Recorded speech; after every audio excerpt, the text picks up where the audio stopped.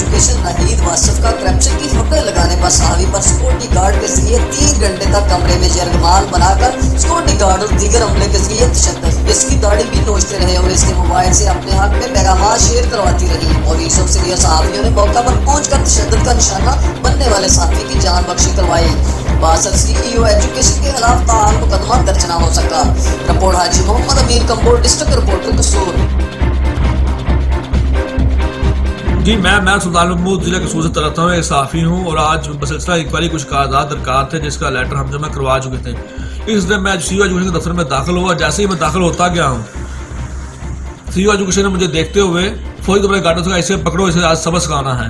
मैं जैसे ही वहाँ से दौड़कर बाहर निकलने की कोशिश की, इन्होंने मुझे पकड़ लिया और उसके बाद CEO एजुकेशन अपने कमरे में ले जाकर अपने सामने मेरे ऊपर तशद्दुद करवाती। इसमें मेरे मुंह पर थप्पड़ मारे, मेरी दाढ़ी पिटवाई और उसे कहा इसे छोड़ना नहीं आज, और उसने मुझे शदीद तशद्दुद किया।